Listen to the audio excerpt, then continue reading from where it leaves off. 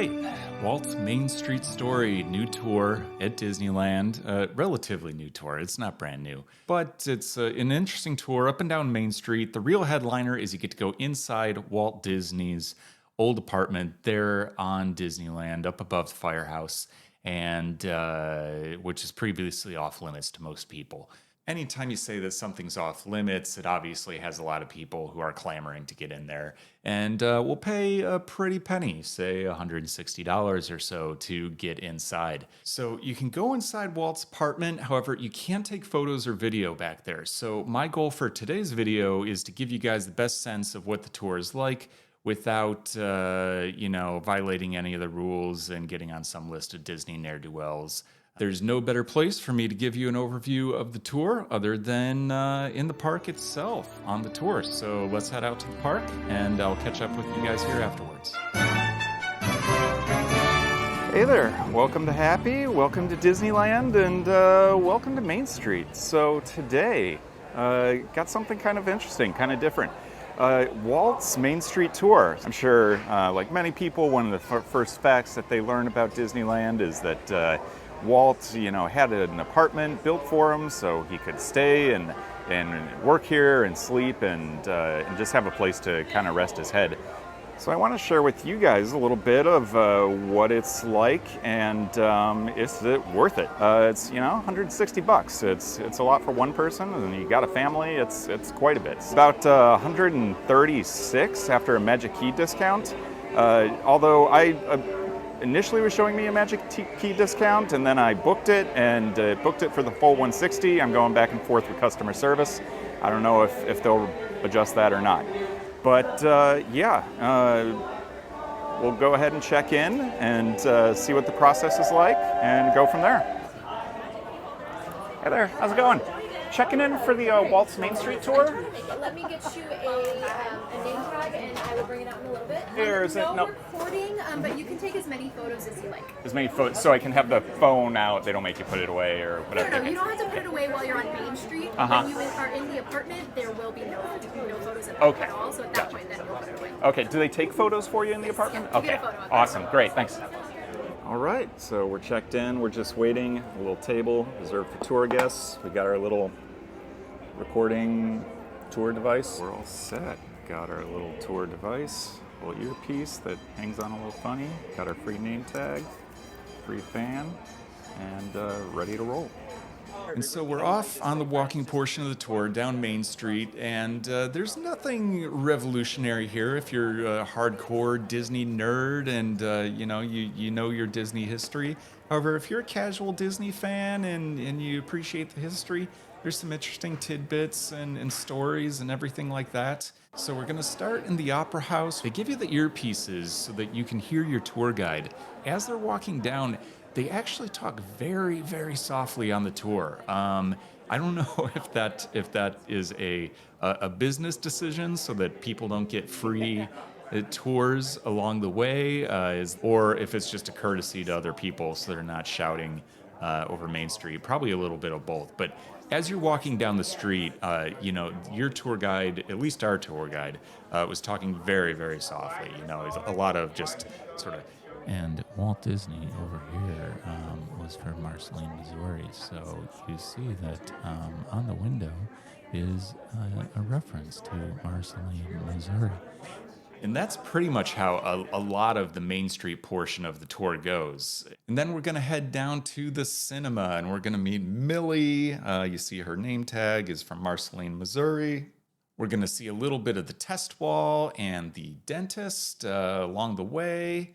And then we're headed on over to the other side of Main Street. We're going to go to the refreshment corner. Of course, you're going to see the infamous half and half white and red bulb over there. And then you're going to go down past the ice cream parlor, hear some more stories about Walt and the history of the park. But all this is window dressing until you get to the star of the show, heading up to Walt's apartment over the firehouse. So we're going to go through the back gate and up above the firehouse. And this, for me, was really cool. I debated giving a step-by-step breakdown of the items that you see here. and the facts that they give. So if you're interested in hearing that, let me know in the comments. I might make a secondary video really breaking down in detail what you hear inside of the apartment. But in the meantime, here's just a few quick highlights in a sense of what you get inside there. First off, it's really small. Think a little bit larger than your old college dorm. There's a kitchenette, a small bathroom, and 2 beds, but it's all one room, and everyone's snug and friendly in there. If you're hoping to go in there and basically walk back in time and see the apartment just as it was in Walt's day, you might be a little disappointed. So there's a recreated versus an original portion of the apartment there. So a lot of the furnishings and the items that are in the apartment are recreated versus what was original to the apartment. So I'd say it's about 70-30 or 80-20 favoring the recreated portion of the apartment. But some other interesting tidbits about the apartment. There's 2 couches that are in the main room there. They are not couches. They are actually old 1960s mattresses. And they are the original mattresses that Walt and Lily slept on. They have little slip covers and pillows and everything made up to look like couches. But they pull out, and those are the beds that they slept on back in the apartment when they were there. Overall, you get to spend a good 30 minutes or so in the apartment, just hearing stories about all the history and all the various items that adorn the apartment. And you wrap it all up with a little photo session. They bring in the photographers from the parks, and they get your own little photo session. If you want to do retakes, you're not happy with it, whatever, they'll take your photo. They'll all upload to the Disneyland app, so you can go home, you can download them, and have your keepsakes there. Afterwards, it's out to the patio area, the balcony, whatever you call it. Above the balcony area, you get a little cookie. I have it right here. So we got Walt's Main Street Story. It's a little lemon shortbread cookie that I'll probably never eat because I'm weird. I don't like lemon shortbread. I'd rather have it as a souvenir and get old and moldy versus eating it. And they give you a free Diet Coke, water, lemonade, whatever it is that you want to drink there. This was actually a more interesting time to spend with the tour guides. It was more casual, just kind of conversational with them. So you get some one-on-one time with a Disney employee who's usually pretty knowledgeable. The people who lead these tours aren't your average cast member. They've usually been around a bit.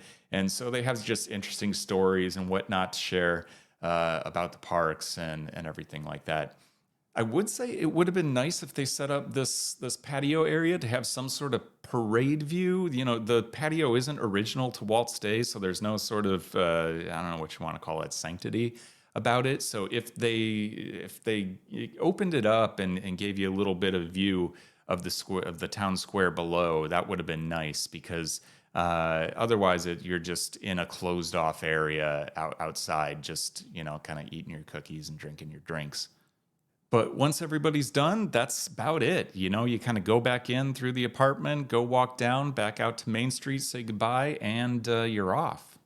And afterwards, this is where I filmed a whole, recap segment about what I thought of the tour, but I lost all the audio. So guess what? You get to come with me back to the studio here, and I'll give you my recap. All right, so we'll start out with the headlining question. Is it worth it? I'm going to not give you a cop-out answer of it depends if blah, blah, blah.